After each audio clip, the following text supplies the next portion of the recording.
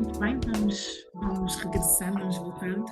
Ahm, Desejar uma boa ação e dar as boas-vindas a quem se juntou, entretanto.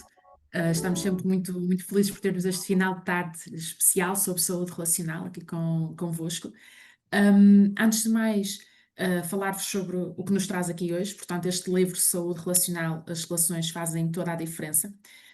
Um livro preparado pelo Relational Lab em conjunto com um conjunto de consultores, nomeadamente a doutora Maria Luísa Lima, obviamente, que foram aqui tratando diferentes temas que fazem sentido no âmbito da relação, da saúde relacional.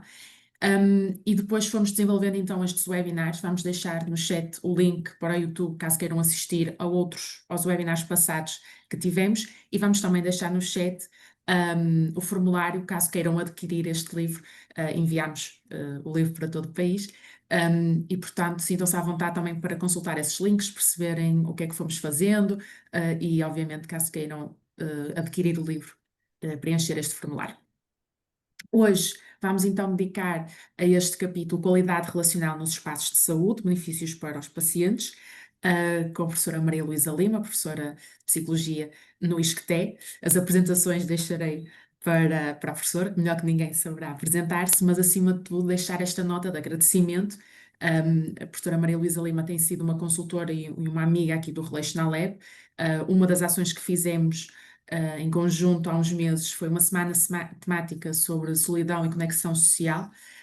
E portanto tem sido aqui uma colaboração que vamos estreitando, que vamos reforçando. E que culminam então na escrita deste capítulo. A ideia para este webinar é então uma primeira apresentação deste capítulo, dos seus conteúdos, das suas temáticas, das questões que também levanta, e no final teremos um momento para questões que queiram colocar à professora Maria Luísa Lima. Podem deixar no chat e a equipa irá recolhendo, ou então no final podemos ter aqui este momento de diálogo em que colocam as questões e há aqui este momento de interação. Mas antes de mais, reforçar este agradecimento e passar a palavra à professora Maria Luísa Lima para então esta apresentação, reforçando o bom que é contar consigo e tê-la sempre aqui nas nossas atividades. Obrigada, Sofia, por essa apresentação tão simpática. De facto, é com muito gosto que eu colaboro no Relational Lab e gostava de vos agradecer quer a organização do livro, quer a organização destas sessões. E eu aceitei colaborar neste livro, em particular, sobre a saúde relacional, porque exatamente sendo uma psicóloga, não sou uma psicóloga daquilo que é o mais tradicional na psicologia, que é a psicóloga clínica. Sou uma psicóloga social e tenho dedicado nos últimos anos à aplicação da psicologia social à saúde. E por isso a questão da importância das relações na saúde é um tema que me diz muito. Aliás, estive na base da criação do mestrado no ISCTE, que exatamente tem essa característica de desenvolver um olhar social sobre as questões da saúde portanto, toda esta questão da qualidade da saúde relacional me diz muito, e a ideia de juntar num livro diversos contributos sobre este tema parece-me muito importante.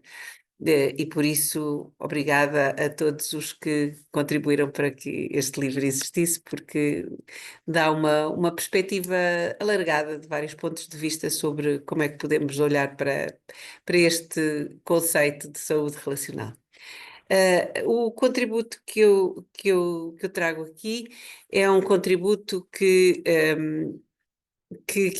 se calhar é um bocadinho diferente daquilo que eu costumo fazer ou do que eu costumo apresentar, que é porque é muito centrado sobre, se calhar, aspectos que podem parecer um pouco acessórios relativamente àquilo que é a saúde e os espaços de saúde, mas para mim, e eu espero convencer-vos que tem alguma coisa a ver com a saúde relacional. E refiro-me a olharmos para a qualidade dos espaços de saúde e da maneira como os espaços de saúde estão pensados para permitir a qualidade das relações. Eu não sei, posso partilhar se calhar posso partilhar o. Sim. Não, aqui não me diz que eu posso. Tenho de fazer aquela magia que vocês fizeram há um bocadinho. Porque aqui só pergunta, só me diz quem é que pode partilhar.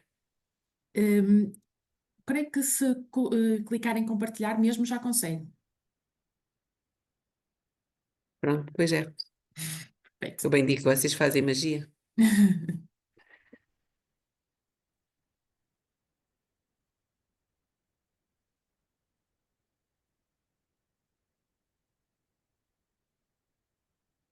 Pronto, então este capítulo que eu chamei Qualidade Relacional nos Espaços de Saúde, benefícios para os pacientes, começa a falar não de saúde, mas de doença.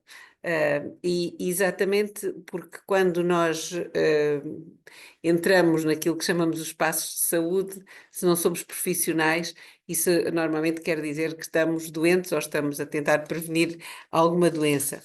E a doença é ela própria um fator de sofrimento psicológico, porque é uma fonte de stress, e é uma fonte de stress porque normalmente uma doença aparece-nos como uma situação nova e inesperada, que nos traz muitas vezes preocupação e ansiedade, primeiro relativamente àquilo que temos, depois relativamente àquilo que é o tratamento mais indicado, e depois porque normalmente uma doença implica uma série de mudanças, se for uma doença grave, na família, na gestão familiar, nos recursos que têm de ser mobilizados, nomeadamente nos recursos económicos, e que são fontes de preocupação e de ansiedade.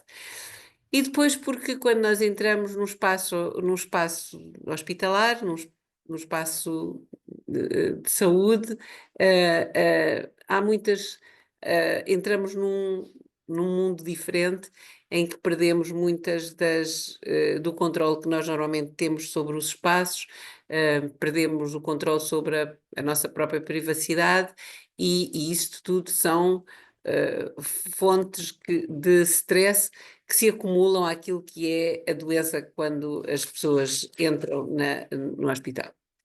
Mas eu não, olhando para isto mais do que como a doença é como uma fonte de stress, eu gostava de vos pôr a olhar para a doença de uma outra maneira, para a doença como uma experiência eminentemente social.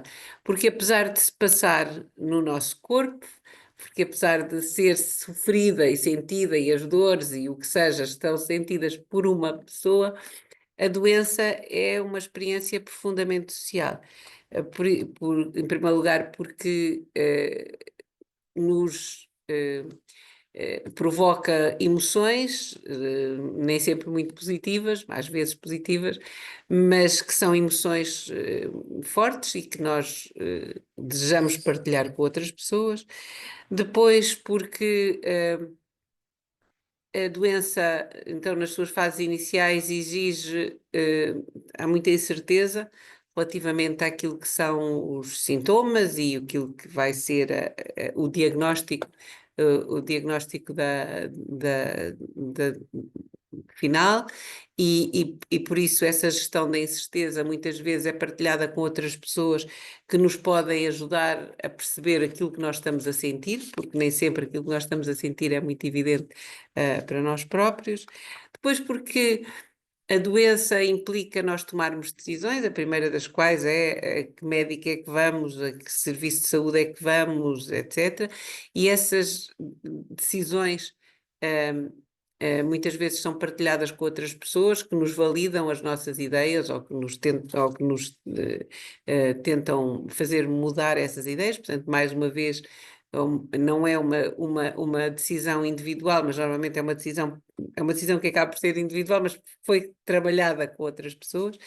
E depois, porque se for uma doença crónica ou uma doença mais grave, estamos a falar na doença a provocar alterações na própria maneira como a pessoa se vê ela própria, na própria narrativa que a pessoa tem sobre si própria, quer dizer, alterações na sua identidade. e esse processo de reconstrução da identidade como eventualmente menos autónoma, como eventualmente menos ativa, etc., incorporando não o estar doente, mas o ser doente, quer dizer, deixar de ser um estado transitório para o qual se volta, mas nas doenças crónicas e nas outras doenças mais graves, em que nós passamos a ser doentes e, portanto, incorporar essa característica na narrativa que fazemos sobre nós próprios, é uma transição que é feita com os outros. Com os outros porque as expectativas que os outros têm sobre nós também mudam com este rótulo de uma nova doença e, nesse sentido, o estigma associado à própria doença entra-nos pela pele e dessa maneira a doença tem esse caráter também eminentemente social.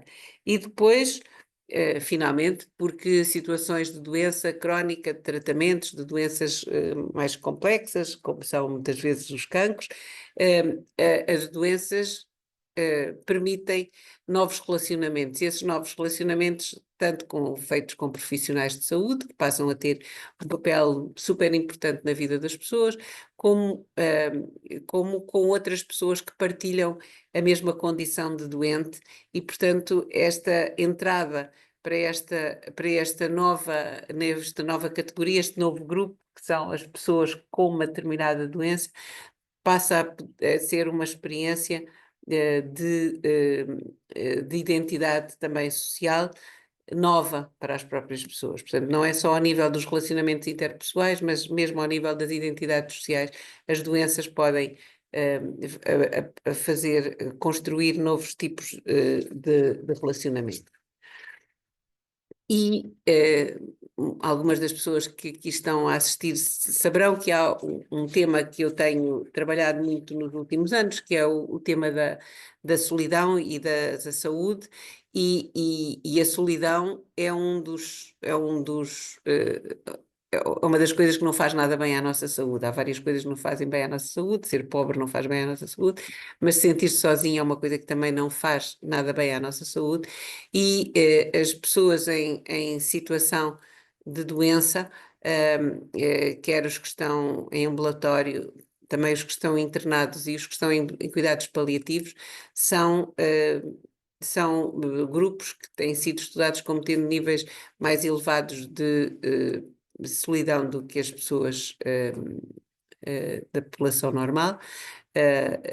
Quando falamos em cuidados paliativos, lembro aqui o livro do Norbert Elias sobre a solidão dos moribundos, que mostra muito bem esta última parte da solidão nas doenças terminais, e sabemos que a solidão tem consequências não só para o estado emocional das pessoas, mas também para a saúde física, e, portanto, tende a degradar e a diminuir a saúde física. Juntando todas estas peças, o stress associado à doença, a importância do social na doença e do malefício da ausência dessas relações, que é a solidão, pode parecer evidente que num espaço de saúde, nos hospitais, nos centros de saúde, etc., seria muito importante cuidar dos relacionamentos das pessoas que estão doentes. Mas não é assim. Quer dizer, o que nós vemos é que muitas das maneiras como são construídos os próprios espaços de saúde preocupam-se pouco com o bem-estar social das pessoas com doenças, e este capítulo tende um pouco a explorar, por um lado, as razões desta falta de importância dada às relações nos espaços de saúde, quero dar-vos alguns exemplos de como é que isso se passa. O porquê desta ausência da importância dada aos relacionamentos nos espaços de saúde tem a ver, na minha opinião, com a grande importância que ainda tem o modelo biomédico no domínio da saúde, por oposição a um modelo biopsicossocial mais centrado no paciente. O modelo biomédico é um modelo tradicional de abordagem da saúde, muito curativo, centrado na figura dos técnicos de saúde, que são especialistas e que têm a solução para o problema que é apresentado e em que a doença é vista quase como exclusivamente isto em termos dos seus sintomas físicos, das suas origens também, elas físicas e exteriores, e o doente é visto de uma forma um pouco mais passiva, como resultado, como objeto daquilo que é a intervenção dos especialistas e sem participar na decisão. Esta caricatura daquilo que é o modelo biomédico, também posso fazer agora a caricatura do que é um modelo mais biopsicossocial, mais centrado no paciente, em que a abordagem é mais holística e, portanto, não apenas ligando aos sintomas físicos, mas também aos processos psicológicos, sociais e culturais em que a pessoa com doença se inclui e portanto, numa necessidade de uma maior humanização dos serviços de saúde, em que os técnicos não só tratam os sintomas das pessoas, mas os escutam, os informam, os envolvem no próprio processo de cura e é uma perspectiva em que os pacientes ou as pessoas com doença têm uma visão, são vistos com um papel um pouco diferente, têm direitos, são ouvidos, as suas associações têm lugar nas próprias tomadas de decisão relativamente aos processos de saúde. E por isso é um modelo em que os pacientes têm um papel muito mais ativo e muito mais responsável no próprio processo da doença. Em Portugal, este modelo que pela Europa, os Estados Unidos, tem vindo a ser defendido desde os anos 70, chega a Portugal com um grande atraso relativamente àquilo que se passa nos outros países, em termos de passagem para legislativa, para os decretos-leis na área da saúde. Estamos a falar nos anos 2000 e, portanto, que é quando as associações de doentes passam a ter lugar, né, nestes processos de tomada de decisão e esta permanência do modelo biomédico durante muito mais tempo do que noutros países no nosso sistema, para mim é uma justificação para esta ausência da importância daquilo que é a qualidade, daquilo que é a qualidade relacional nos espaços de saúde. E vou-vos ilustrar esta minha ideia com 2 exemplos de fatores não biomédicos que podem ajudar à recuperação e que são pouco cuidados nos nossos espaços de saúde e que deveriam ser mais cuidados para ajudar Em primeiro lugar, tem a ver com o espaço físico. Quer dizer, há muita investigação que mostra que a qualidade dos espaços hospitalares é muito importante para que as pessoas se sintam bem. Por um lado, a presença de natureza tem sido vista como uma condição que ajuda à recuperação e que diminui o stress, portanto, a presença de árvores, água, flores, e mesmo que sejam representadas apenas e não verdadeiras. E numa série de investigações que nós fizemos com a Cláudia Andrade, que foi uma aluna minha de doutoramento e que neste momento está no Inglaterra a trabalhar, mostramos para uma série de hospitais, com estudos feitos em hospitais portugueses e depois em hospitais portugueses comparando com hospitais americanos, a importância da satisfação com os espaços e como isso estava ligado, por um lado, à satisfação com os próprios cuidados de saúde recebidos.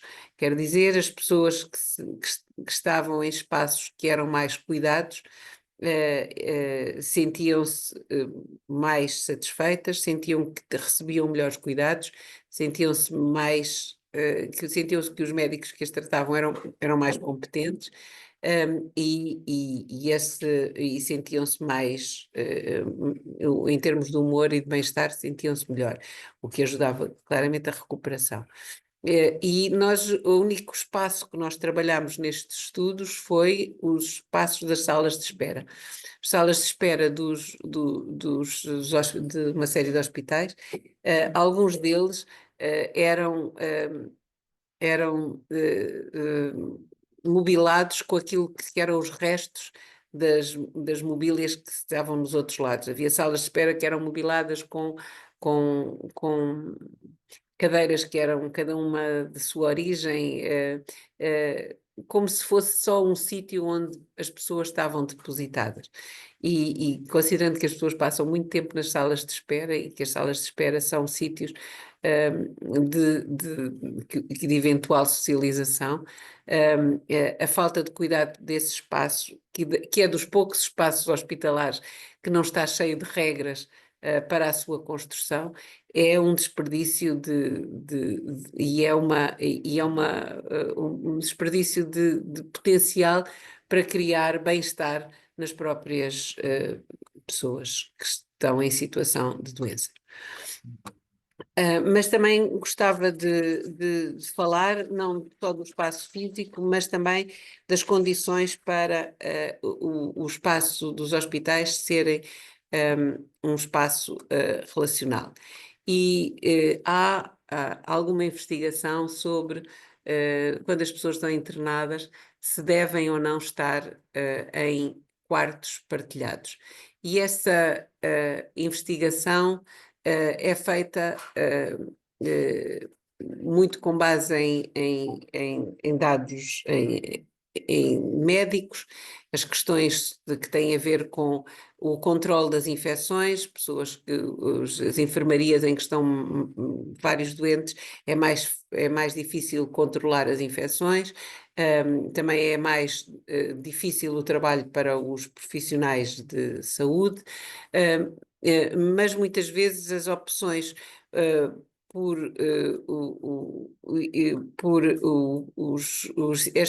esta opção entre os quartos individuais e os quartos partilhados ignora um pouco a investigação psicológica.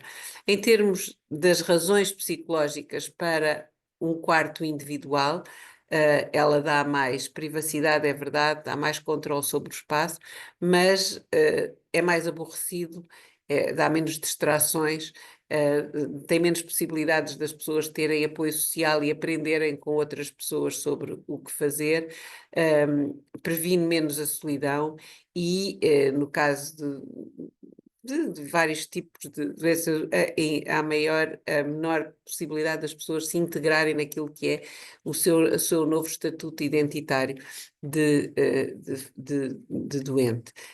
Para além de que, numa situação de quarto partilhado, em alguns casos, as pessoas aprendem a gestão da doença ou da situação de doença com as outras pessoas que já estão em fases diferentes da sua evolução. E, portanto, a investigação que tem mostrado é que, em termos psicológicos, tem mais vantagens do que desvantagens a partilha de quartos, e mesmo em termos médicos, não é evidente que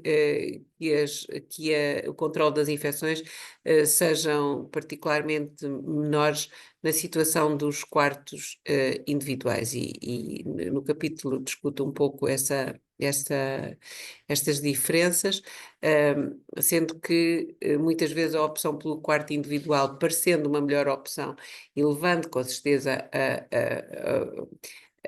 a mais pagamentos nos hospitais em que há pagamentos, esses quartos partilhados, parece uma opção melhor, acabam por ter consequências em termos de maior isolamento das pessoas com doença. E um outro aspecto que também tem sido um pouco lateral nesta discussão é a questão das visitas. As visitas, por um lado, são vistas como um fator de recuperação, porque as visitas, quando as pessoas estão internadas, são uma. As visitas podem ajudar as pessoas a alimentarem-se, podem ajudar as pessoas a deslocar-se ao quarto de banho quando precisarem, podem. E nesse sentido, isso é uma fonte de ânimo e de apoio social, com certeza, e de alguma maneira são vistas como um fator que pode ajudar a recuperação. Mas, por outro lado, são também vistas por profissionais de saúde como um transtorno para o próprio serviço, porque as visitas impedem e falam e têm opiniões e dizem.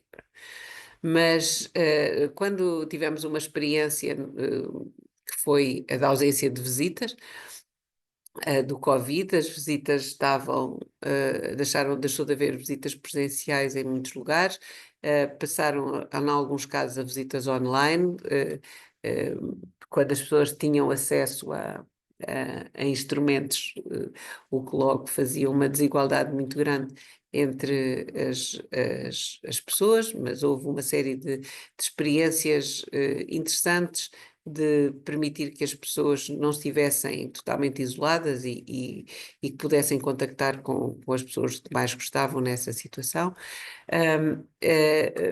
Mas houve uma grande resistência, e nós vimos em Portugal, e no capítulo dou alguns dados sobre isso, em que, mesmo quando já era possível haver visitas, houve resistências grandes a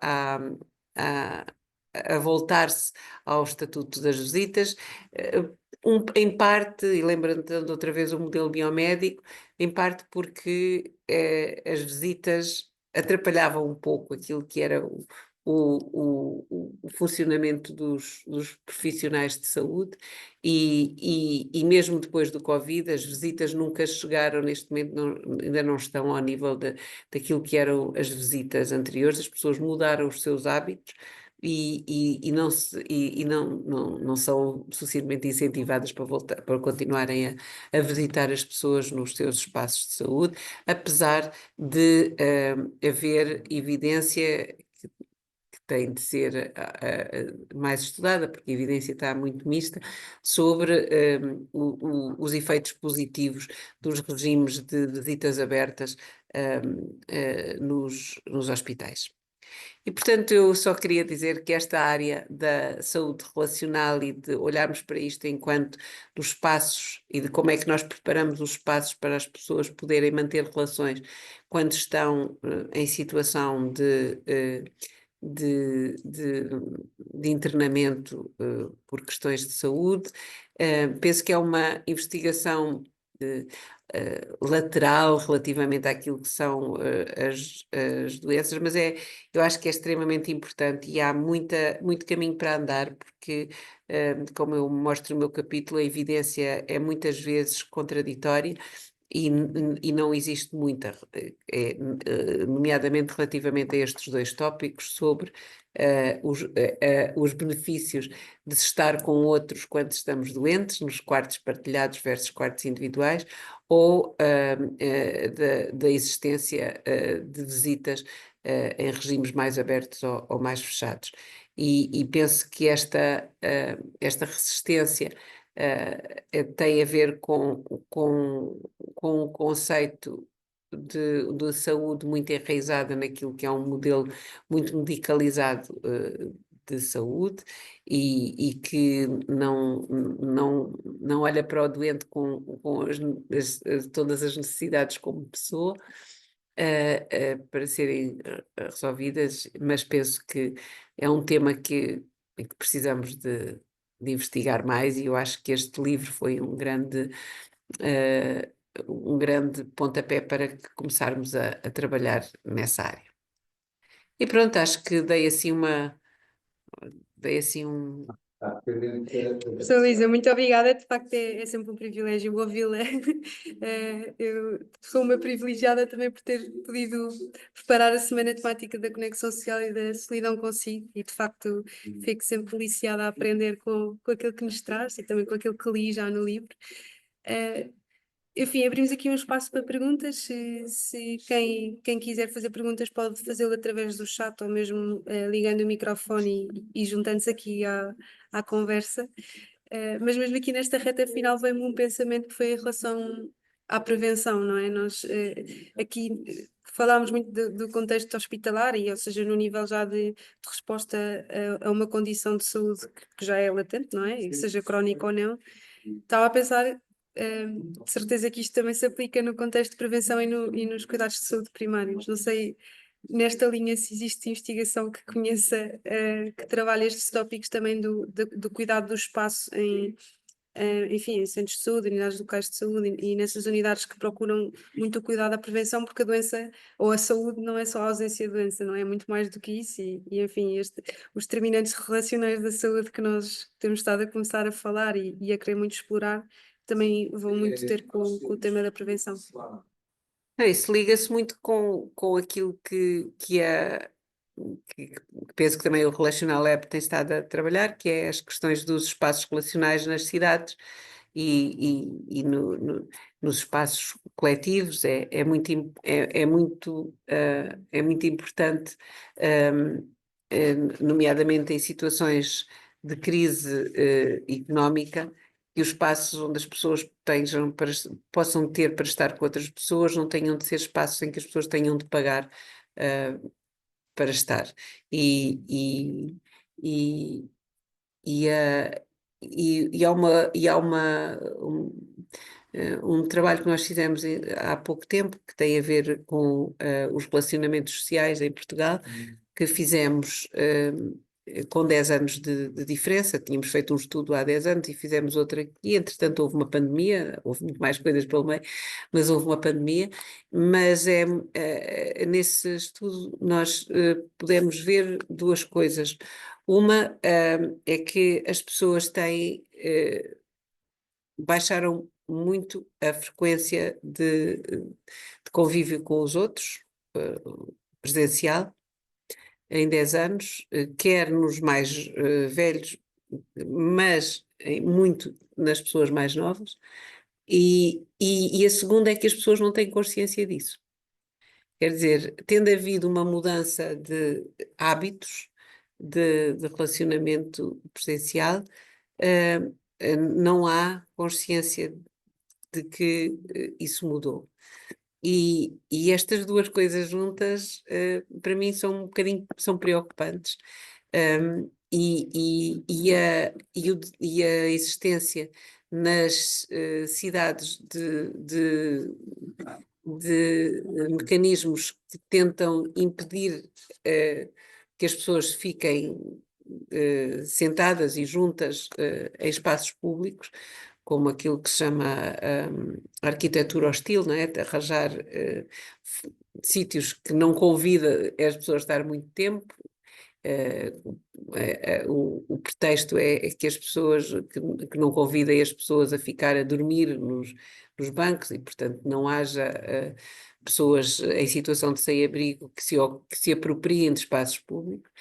Mas ao fazer isso também estamos a criar espaços onde é difícil, se não tivermos de pagar, nem que seja um café, uma cerveja, ou o que seja, para estar com as outras pessoas. E daí a importância que têm os espaços públicos e que têm eu diria, as autarquias promover lugares onde seja agradável estar com os outros e desta maneira, agora voltando àquilo que me perguntou, ser uma forma de prevenção, porque relacionar-nos com os outros é uma forma de prevenir a solidão, sendo que a solidão está muito associada à vulnerabilidade às doenças. Estava aqui a pensar também, enfim, se alguém daqui que estiver presente tiver alguma questão, não hesitem em colocar, eu vou colocando enquanto não surgir nenhuma. Estava a pensar neste dado das doenças crónicas que a professora Lisa também trouxe e que também ouvi no outro dia num estudo da professora Tânia Gaspar, também que colabora connosco no Relational Lab, que do ano passado para este ano subiu imenso o número de pessoas com doenças crónicas em contextos laborais, portanto era uma das perguntas que era feita nesse estudo.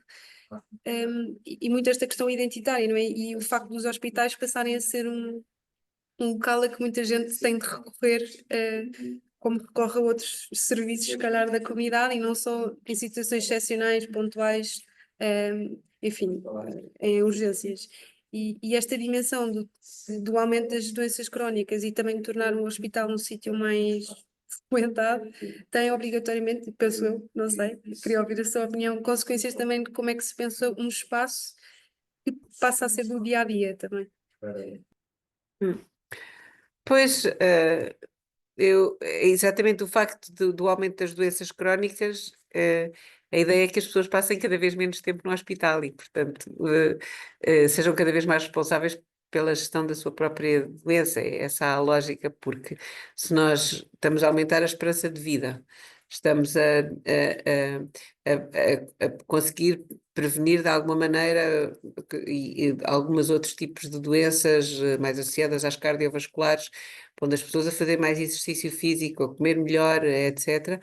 O que nos resta é aumento da esperança de vida, aumento das doenças crónicas. Estão aqui médicos, não quero estar a dizer muitos disparates, mas, mas,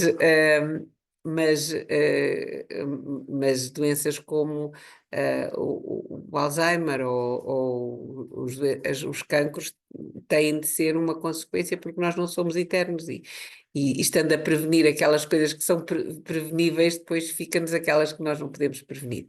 E por isso, sim, o século que nós temos é um século em que se espera que haja muito mais centenários, mas em que também haja muito mais doenças crónicas. E exatamente por existirem muito mais doenças crónicas, nós não podemos hospitalizar todas as pessoas que têm doenças crónicas.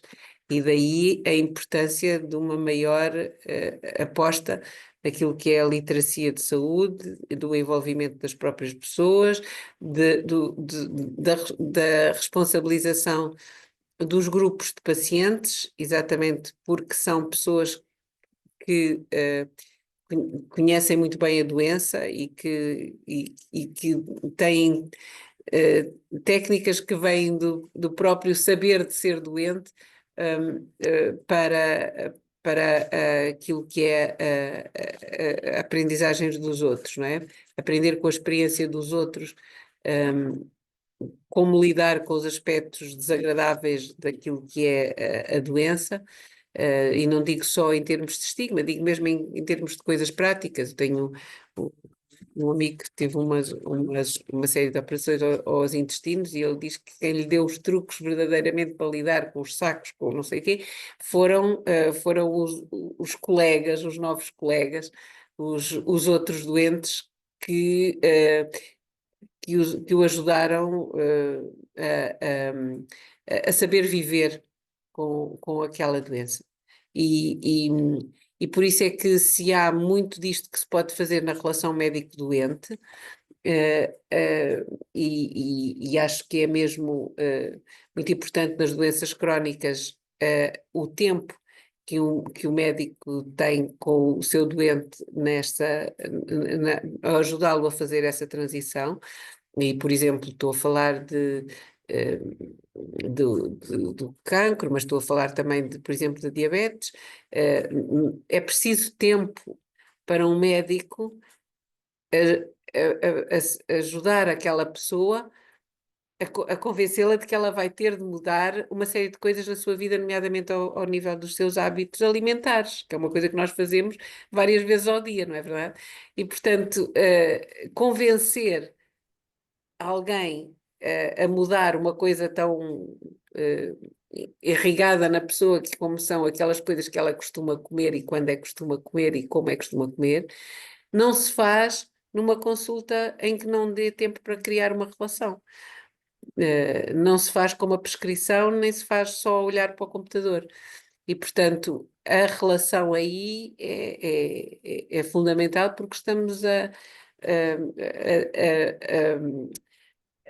querer transformar aquela pessoa, não é? É naquilo que eu disse da mudança da identidade, estamos a querer transformar aquela pessoa e ao transformá-la, torná-la também de alguma maneira mais capaz de gerir a sua própria doença, porque aquilo que a Marta disse de passar cada vez mais tempo no hospital não é possível, mesmo em termos de gestão económica, não é possível, e tem de ser do outro lado, tem de ser os próprios doentes que se têm de ajudar uns aos outros e para construir esses espaços de aprendizagem sobre como é ser doente. Sem dúvida, é uma boa reviravolta. Eu vi que o professor João Pedroso Lima também ligou aqui o microfone, por isso vou-lhe dar a palavra. É sempre um gosto tê-lo nestas sessões. A semana passada também fomos brindados com o webinar dinamizado aqui pelo professor, por isso bem-vindo, professor, mais uma vez. É Muito sempre bom ter a obrigado, sua presença. eu é que agradeço. E a intervenção é basicamente para felicitar a professora Luísa Lima, na realidade Luísa Pedroso Lima, e, e para dizer que partilho com ela uma preocupação que já tinha visto expressa no capítulo que li com toda a atenção e do qual gostei bastante. Mais uma vez agora na sua intervenção, que tem a ver com as visitas hospitalares. E partilhava consigo algo que, ao abrigo, ou no contexto do movimento Humanizar a Saúde, em Coimbra, que juntamente com outras pessoas coordeno, fizemos um inquérito. Foi no final do ano passado, se bem que depois a apresentação dos resultados já foi feita em janeiro deste ano. Mas o inquérito era um inquérito online, foi feito com base em 3 perguntas muito simples. E a primeira pergunta era se achavam, se as pessoas, cada um dos respondentes, se achava que havia limitações excessivas nas regras de visita aos doentes internados nos hospitais. Portanto, responderam 370 pessoas, mais ou menos, e 66% das pessoas sabem que sim, que as limitações que eram excessivas, portanto, uma percentagem elucidativa em relação ao descontentamento das pessoas. Isto porque estamos já muito para além daquilo que foi o Covid, portanto, não havia justificação nenhuma para manter todas aquelas limitações. 86% destas pessoas que responderam, perdão, 96%, disseram que era um prejuízo para a humanização dos cuidados a continuação destas restrições. Portanto, as pessoas associam a limitação grande que existe ainda, pelo menos em Coimbra, porque isto não é homogéneo em todo o país, mas ainda há muitos hospitais em que estas limitações são realmente excessivas. E então, 96% das pessoas diziam que havia um prejuízo para a humanização dos cuidados. E outra tanta quantidade de pessoas estava disposta para assinar como é que se diz, um pedido às administrações hospitalares, uma baixa-assinada dirigida às administrações hospitalares, no sentido de se fazer respeitar a legislação, porque a legislação é muito clara em relação ao direito que as pessoas têm a ser visitadas quando doentes, e há evidência, como disse, de que há uma melhoria da situação clínica, há a possibilidade de ajuda que muitas vezes os hospitais não têm capacidade para fazer por si, e, portanto, estas limitações vão muito ao encontro daquilo que diz como sendo uma razão para a sua existência, que é alterar um bocado o funcionamento das enfermarias, dos hospitais, e nesse inquérito, mais de uma centena, eu não me lembro agora exatamente o número, foram para aí umas 130 pessoas que responderam e que escreveram exatamente porque é que não concordavam com as visitas. E uma das respostas eu lembro que foi dada desta maneira. As pessoas falam, que se coloca o doente no centro do processo, mas quem está no centro do processo são os funcionários. Portanto, é uma falácia. Portanto, era para partilhar só consigo e com todos este resultado deste inquérito, que foi limitado, mas aquilo que se passa em Coimbra provavelmente passa-se de uma forma geral no país. Portanto, basicamente, as minhas felicitações mais uma vez sobretudo, dizer-lhe que este aspecto das visitas, que é sensível, e que devia merecer por parte das instituições um cuidado maior, porque na realidade mantém-se uma prática que não faz sentido, mesmo de algum modo um pouco atenuada, não é. Claro que não se pode entrar naquilo que muitas vezes passava também, que era uma abertura completa, sem qualquer regra, e isso também não era nem vantajoso para os doentes. Portanto, isto tem que ser sempre feito de acordo com a vontade do doente. Recebe quem quer e da maneira como quer, sem que isso seja prejudicial para o hospital em si e, sobretudo, para o doente em si. Portanto, basicamente era este pequeno contributo para esta sessão que eu não queria deixar de prestar, felicitando-a mais uma vez.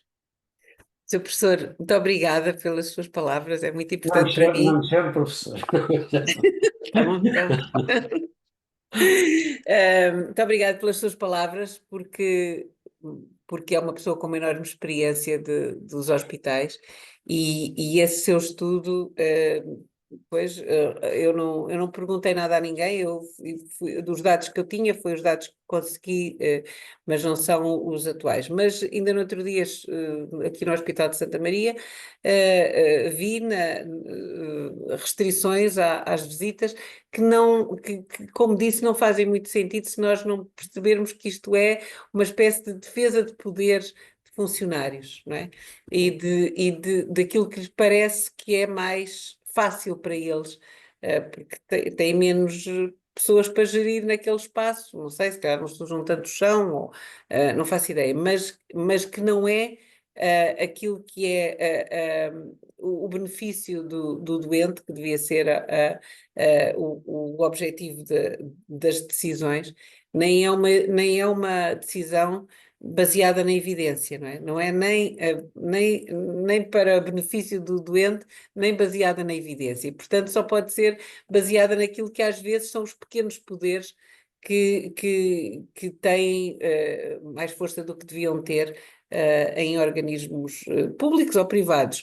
No caso dos organismos privados, penso que é menos forte esta questão, porque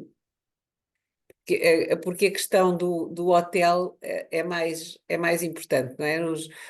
Quando há internamentos em hospitais particulares, eu penso que estamos a falar de hotelaria quase, estamos a falar e de garantir aos hóspedes, quase mais hóspedes, que são quase mais hóspedes do que doentes. São doentes, mas também são hóspedes. E nesse sentido, os hospitais privados estão mais sensíveis àquilo que é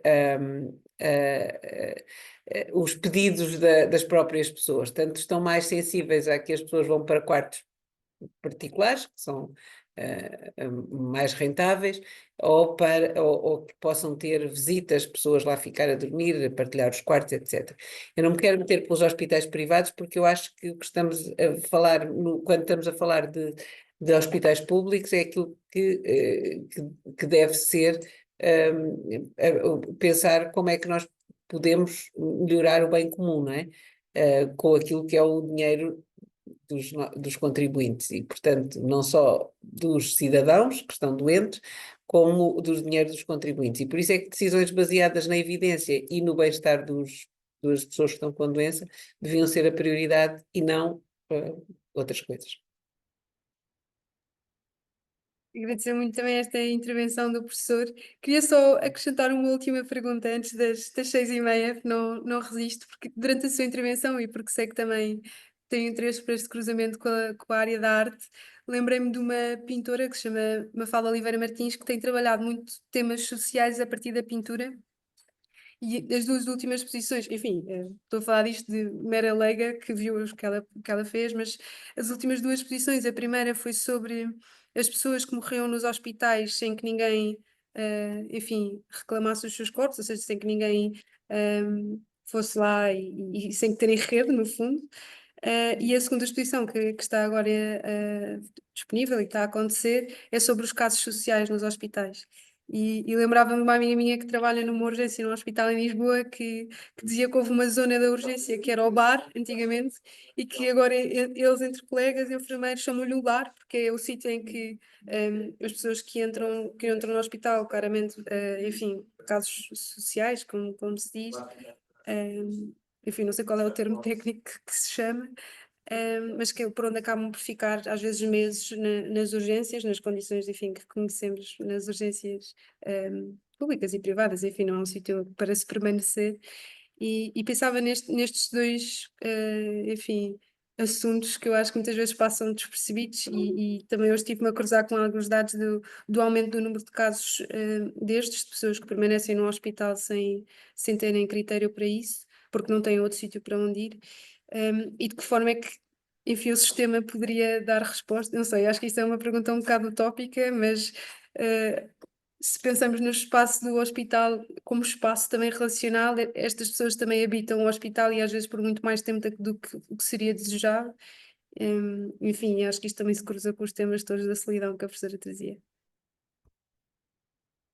Depois cruzam as pessoas abandonadas nos hospitais ou em casas ou onde seja, é um problema muito, muito grande,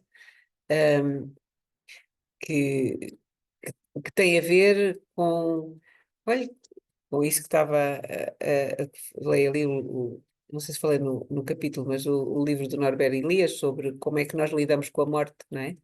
E com o envelhecimento, e como nas nossas sociedades, como é que nós fomos arranjando espaços para as pessoas envelhecerem e morrerem que não atrapalhem a nossa vida. E nesse sentido, às vezes, quando as pessoas não têm outros recursos, a entrada no hospital é a maneira da família se desligar daquela pessoa que ela provavelmente não tem condições também para lidar. São muitos tipos de violências e são situações de enorme pobreza, não é? Nós somos um país muito pobre, em que há muita gente que nós vimos nas eleições passadas, que estão muito tristes por não conseguirem sair dessa situação de pobreza e desespero em que está muita gente. Vemos os preços das coisas e eu não percebo como é que algumas pessoas conseguem viver de forma decente com os salários que nós temos aqui. Portanto, há muitas pessoas que são abandonadas, é verdade. Não sei se as pessoas que as abandonam são necessariamente más, ou se são pessoas que estão em situação também muito difícil, não é? Não sei, não conheço, sei que é um problema crescente para todos, não é? Para quem abandona, para quem é abandonado, para os serviços que têm de tomar conta dessas pessoas, mas que é tudo fruto desta enorme pobreza, sabe? Que faz muita aflição. Sem dúvida, sem dúvida. E por isso também este, enfim, trabalho de esperança a partir das relações, que é um recurso que à mão de qualquer pessoa, não é? E que de facto também, como o seu trabalho tem vindo a demonstrar, tem impactos até a nível de saúde física, e que eu acho que isso uma consciência que passa muito ao lado das pessoas. Eu acho que a importância das relações que têm um impacto até físico, porque às vezes quando se sente só emocional, se calhar as pessoas não dão o mesmo valor. Se calhar agora já começam a dar, mas pronto.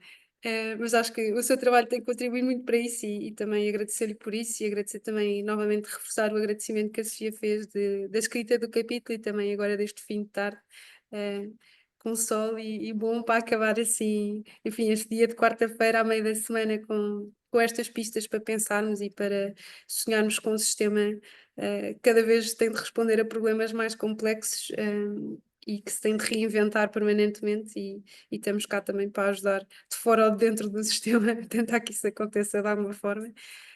E por isso agradecer-lhe muito mais uma vez, e também agradecer a todos os que estiveram connosco neste bocadinho, e a todos os outros que verão isto posteriormente de forma assíncrona depois no canal do YouTube. Reforçar que o livro também está disponível para quem tiver curiosidade de ler este capítulo, ou todos os outros, que também garanto que estão muito interessantes e que vão complementando com outros assuntos, outros temas, outros pontos de vista sobre este tema da saúde relacional. E encerrar, professor Luís, eu não sei se quer dizer alguma coisa para fechar, se fica bem assim.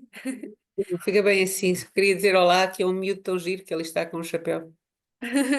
Está aí a participar no final da reunião. Exatamente. Então pronto, É agradeço um muito a brinde para nós todos. todos. Agradeço muito a todos, e um ótimo resto de dia, um bom final de tarde, e vemo-nos nos próximos eventos. Tá bem, obrigada. Obrigada.